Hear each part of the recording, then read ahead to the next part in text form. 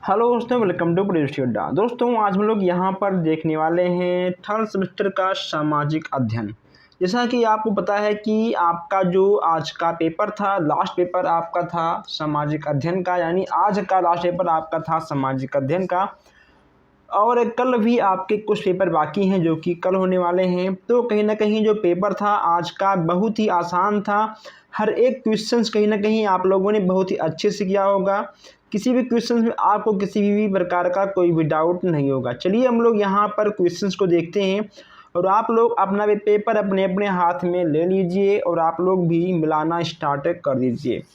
यहाँ पर बहुत तेज़ी के साथ हम सारे क्वेश्चंस कवर करने वाले हैं। और जो हमारे भाई बहन नए अभी तक चैनल को सब्सक्राइब नहीं किए हैं, सब्सक्राइब कर लें ताकि कोई भी क्लास कोई भी अपडेट आपसे मिस ना हो। चलिए हम लोग जल्दी से सारे क्वेश्चंस को कवर कर लेते हैं। जैसा कि यहाँ पे आपका पहला प्रश्न है, यहाँ पे आपसे कहा गया है कि पानीपत का प्रथम युद्ध कब हुआ था? 1536, 26, 29 या 25। अगर हम इसके सही आंसर की बात करें, इसमें आपका होगा 1526। ठीक, आपका दूसरा बिल्कुल सही होगा। जिसका भी यह पेपर है यह उनका पहला क्वेश्चन से गलत हो चुका है। यहाँ पे आपका सेकंड वाला है कि अकबर के दरबार में प्रमुख संगीतकार कौन थे?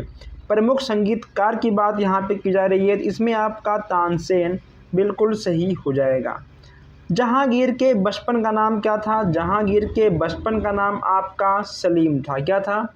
जहांगीर के बचपन का नाम सलीम था। इन्होंने यहाँ पर लगाया है फिरोज, जो कि एकदम से गलत है। जहांगीर के बचपन का नाम सलीम था, आप लोगों के बचपन से सुनते हुए आए होंगे। चलिए देखते हैं, यहाँ पे आपका चौथा प्रश्न है, बुलंद दरवाज़ा का निर्माण किसने करवाया था? बाबर, हुमायूं, अकबर या औरंगजेब। अगर इसके आंसर की बात करें, इसमें आपका हो जाएगा अकबर। क्या होगा? अकबर आपका बिल्कुल सही होगा। अब तक इनका 3 क्वेश्चंस गलत हो चुका है, जिसका भी यह पेपर है। इसमें आपका अकबर बिल्कुल सही होगा। शिवाजी की राजधानी कहाँ थी? शिवाजी की राजधानी आपका हो जाएगा रायगढ़, यानी दूसरा आपका बिल्कुल सही हो जाएगा। वास्को डी गामा भारत कब आए थे?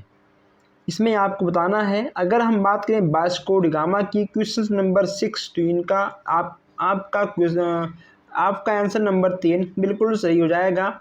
चलिए आगे बढ़ते हैं। 1 मिनट, आइए इधर है पेपर। यहाँ देखिए, यहाँ पे कहा गया है कि इलाहाबाद की संधि कब हुई थी? इलाहाबाद की संधि की बात करें, इसमें आपका 1765। यहाँ पर देखिए सहायक संधि प्रणाली का प्रयोग किया। किसने प्रयोग किया था? 5वें की बात कर लें, 8वें की बात कर लें। यहाँ पे 8वें में आपका दूसरा बिल्कुल सही होगा। अब यहाँ पर देखिए, प्रेरी घास का मैदान कहाँ पे है? आपका उत्तरी अमेरिका, बिल्कुल सही हो जाएगा। चलिए यहाँ पर देखिए कि कंगारू किस महाद्वीप में पाए जाते हैं? क्वेश्चन नंबर 10 की बात हम यहाँ कर लें, ऑस्ट्रेलिया आपको पता है। इसके बाद यहाँ देखिए, रानीगंज कोयला खान स्थित है। रानीगंज कोयला खान कहाँ पे स्थित है? आपका पश्चिम बंगाल, बिल्कुल सही हो जाएगा।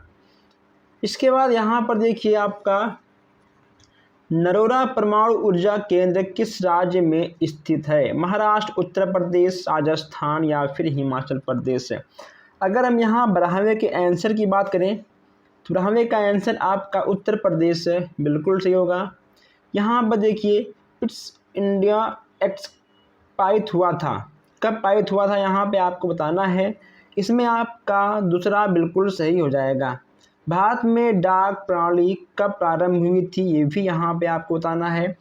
14वें में आपका 1766 आपका बिल्कुल सही होगा। जिसका भी यह पेपर है, उन्होंने अब तक 3 क्वेश्चंस गलत कर चुके हैं। यहाँ पे देखिए 15वें में, इसमें आपका अकबर बिल्कुल सही हो जाएगा। पहला आपका बिल्कुल सही होगा। चलिए आगे बढ़ते हैं। अब हम लोग यहाँ पर देखते हैं अति लघुत्तरीय प्रश्न। अति लघुत्तरीय प्रश्न भी कहीं ना कहीं बहुत ही आसान आए थे, अधिक लॉन्ग नहीं आया था। यहाँ देखिए, आपसे कहा गया है 16वें प्रश्नों की ओर, अकबर ने किस धर्म की स्थापना की? अकबर ने किस धर्म की स्थापना की? दीन ए इलाही। दीन ए इलाही का नाम आपने सुना होगा। दीन ए इलाही की स्थापना की थी। यहाँ देखिए, अस्थाई बंदोबस्त के 2 लाभ बताइए। बंदोबस्त, ठीक है, अस्थाई बंदोबस्त के 2 लाभ बताइए। यहाँ पे आप लोगों ने लाभ लिखा होगा। 18वें की बात करें, 18वें में आपसे कहा गया है कि टेंगा प्रदेश में किस प्रकार के वन पाए जाते हैं।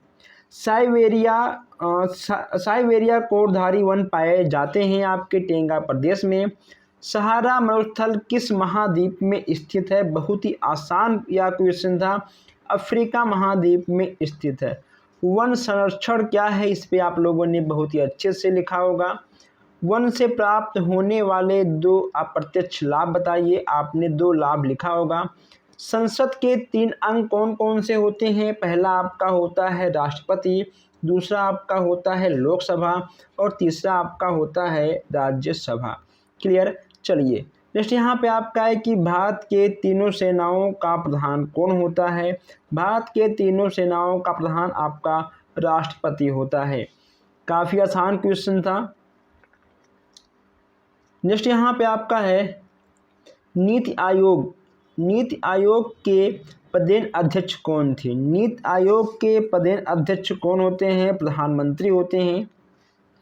नेक्स्ट यहाँ पे आपका है कि लोक अदालत किसे कहते हैं।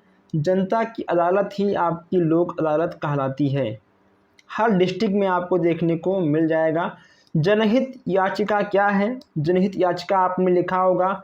कर की 2 विशेषताएं बताइए। कर के बारे में आप लोग इतिहास से क्या आप लोग बहुत पहले से सुनते हुए आ रहे हो। कर यहाँ पे आपको हर जगह देखने को मिल जाएगा। बस केवल आपको 2 विशेषताएं लिख के आना था। यहाँ पे आपका नेक्स्ट है कि भारत के प्रथम पंचवर्षीय योजना कब प्रारंभ हुआ था। 28 यहाँ पूछा गया आपसे। भारत का जो प्रथम पंचवर्षीय योजना थी आपका कब प्रारंभ हुआ था। 1951 से 1956। ई बैंकिंग का क्या अर्थ है, आप लोगों ने इसको बहुत ही अच्छे से लिखा होगा। भूमि विकास बैंक की स्थापना कब हुई थी।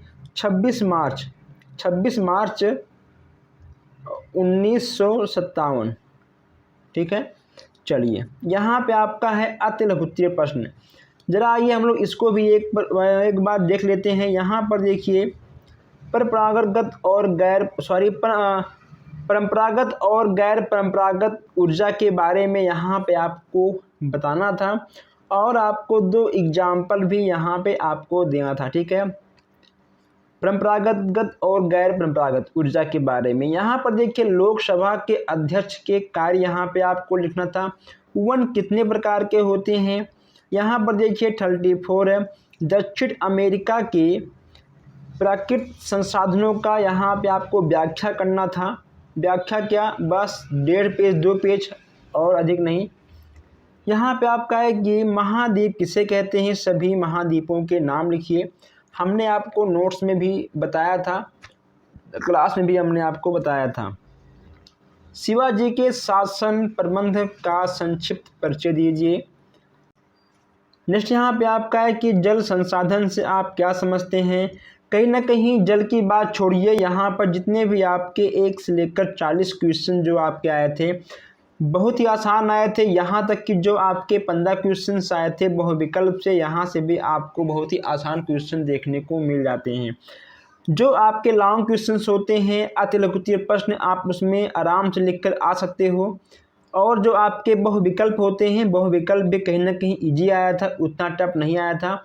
जो आपके सन के क्वेश्चंस होते हैं कहीं ना कहीं इसी में आपको थोड़ा सा डाउट हो जाता है, लेकिन 1-2 नंबर से कोई फ़र्क नहीं पड़ने वाला आपके एग्ज़ाम में। अगर आपने और चीज़ों पर फोकस किया है और चीज़ों को आपने ध्यानपूर्वक लिखा है, तो अगर आप मान लो आपका बहुविकल्प में 3-4 नंबर गलत होता है तो उससे कोई फर्क नहीं पड़ेगा। ठीक है। तो अगर आपके कोई भी सवाल हो, कोई भी डाउट हो, आप मुझसे कमेंट बॉक्स में पूछ सकते हैं। और आपने कितना सही किया, कितना सही नहीं किया है, कितने नंबर आपके बने हैं, आप ज़रूर कमेंट करिएगा। मिलते हैं आपसे बहुत जल्द ही नए अपडेट में, नए वीडियो में। धन्यवाद।